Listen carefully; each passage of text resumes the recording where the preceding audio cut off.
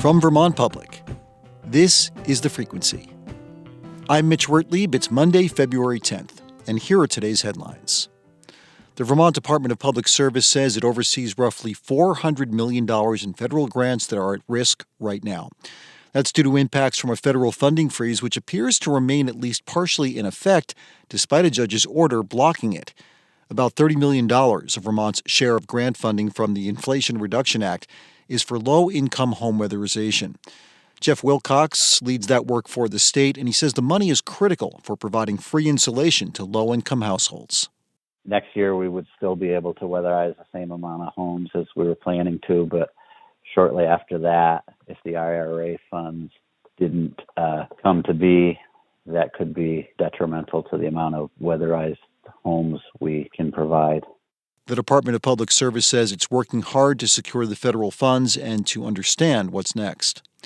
Meanwhile, Congresswoman Becca Balint is urging Vermont lawmakers to begin preparing for more significant federal budget cuts or freezes in the future. Balint says federal lawmakers have not been able to get any concrete information from the Trump administration about which programs might be targeted for cuts. But she says the president has vowed to reduce federal spending by hundreds of billions of dollars.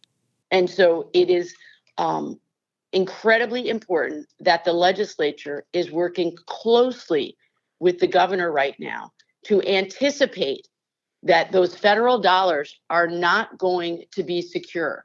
Money from the federal government makes up about a third of Vermont's state budget. Vermont's nonprofit sector also relies heavily on federal funding.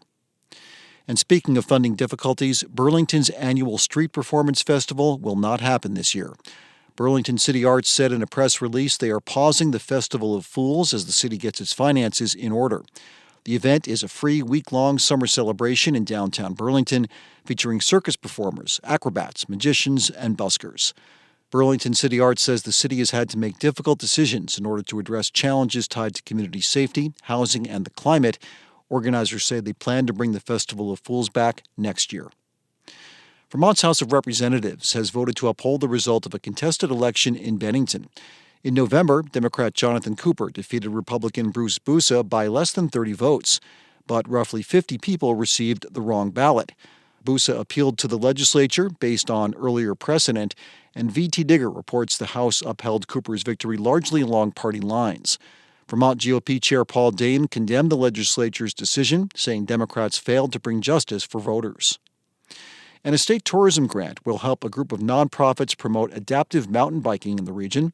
The effort's led by the Kelly Brush Foundation, which works to empower people with spinal cord injuries to lead active lives.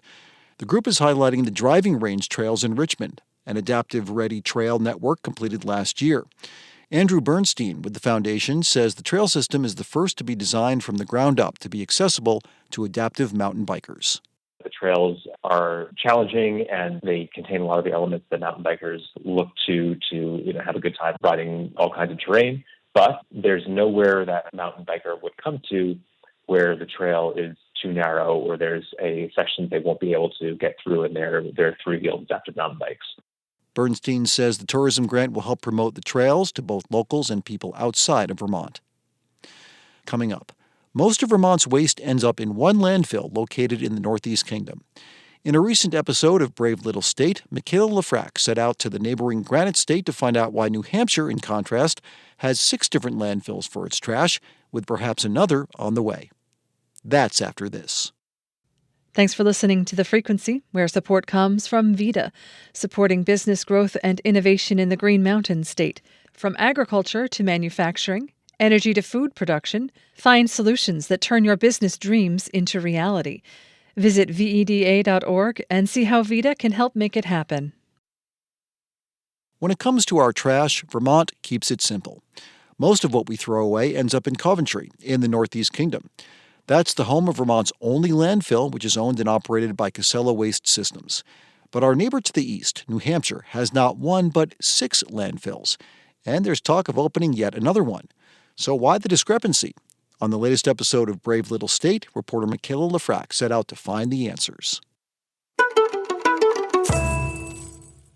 Let's compare the total amount of trash these two frenemies produce.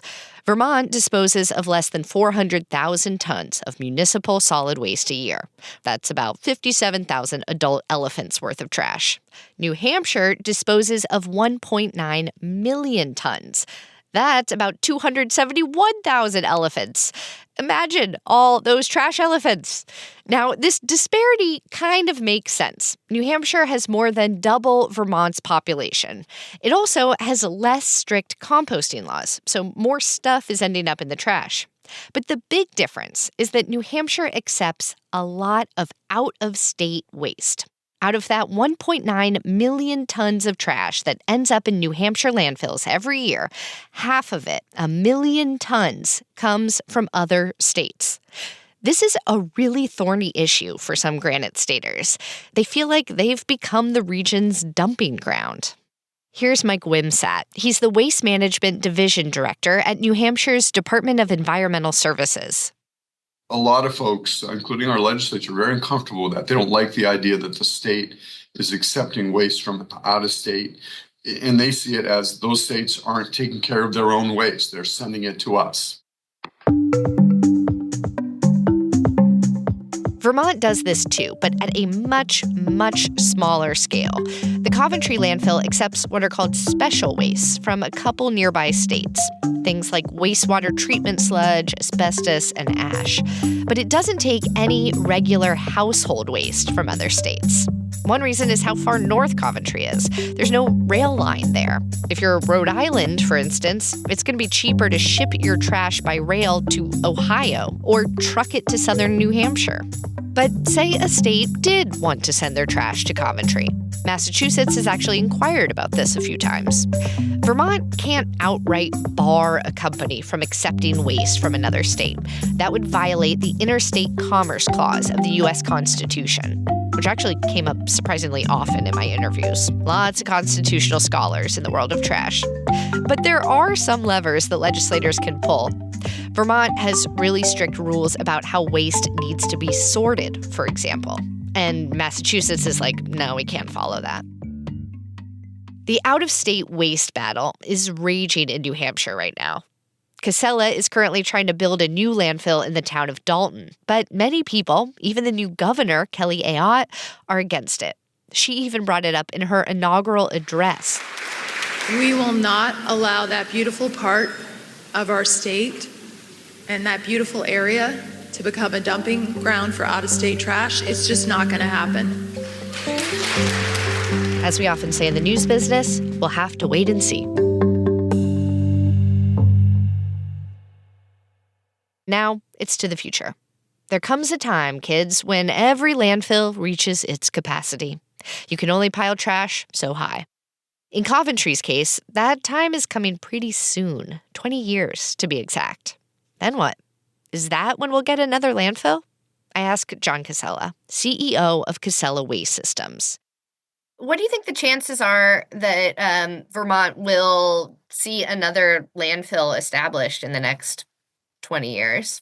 How likely is that? I think it's very likely. I don't think there's any question about that, at least at this point. The next question is, where will it be? No town wants to be the next Coventry. John said his company has identified a couple places that could work, but he's not naming names right now. There are other options, like expanding Coventry, or we could start shipping more of our trash out of state. Hi, New Hampshire.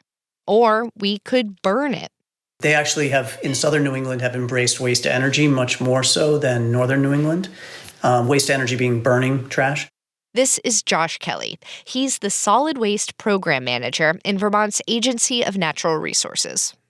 For example, Massachusetts has 5 waste-to-energy facilities. Connecticut has 4. Ultimately, it's up to the state government to decide, which means our elected officials and folks like Josh. The next question you ask is what comes next. We are intending to start a stakeholder process looking at the future of disposal capacity in Vermont. Hearing this, I was like, oh man, that sounds like a lot of committees and studies and well-meaning people arguing back and forth for years. If you want to feel a sense of agency in the short term, and I know I sure do, here's what a bunch of trash folks I spoke to suggested. Use less plastic. Here's how Mike Wimsatt over in New Hampshire puts it. That's the part nobody really wants to do, right? Everybody hates landfills and everybody hates everything associated with waste management. But they're not always prepared to say, well, I'm going to do without this or that, or I'm going to make a decision about what I buy and packaging and things like that. Our purchasing decisions do make a difference to the people who live near the Coventry landfill. Don't take it from me, take it from Michael Marcotte. He runs a convenience store in Newport, and he lives in Coventry. He's also a state representative, a Republican. He says when the state banned single-use plastic bags about 5 years ago, he started seeing fewer of them floating out of the landfill. I think that's hopefully been a big success. We used to see a lot of that blowing on the road. I don't see so much of it anymore. Each one of us has to do our part in reducing the amount of trash that goes into the landfill. So let me open the door for you. You guys can stand right outside. Jeremy Labby is an engineer and the Coventry landfill's general manager. He and his employees take a fair amount of guff from environmental activists for working there. It weighs on him.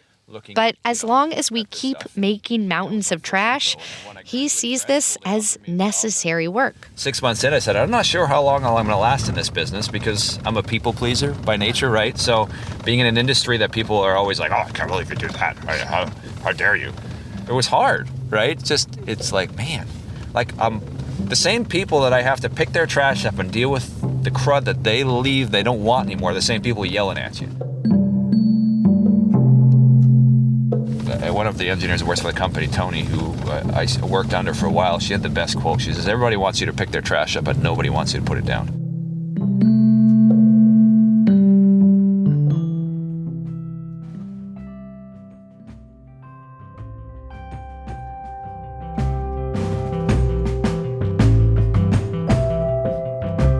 That was an excerpt from a recent episode of Brave Little State, the show that answers your questions about Vermont.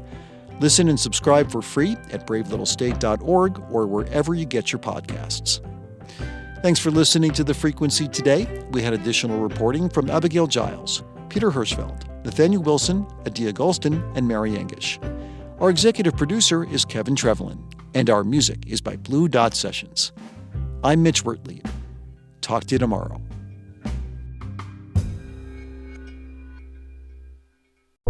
Each morning, it's a new opportunity, a chance to start fresh. Up First from NPR makes each morning an opportunity to learn and to understand.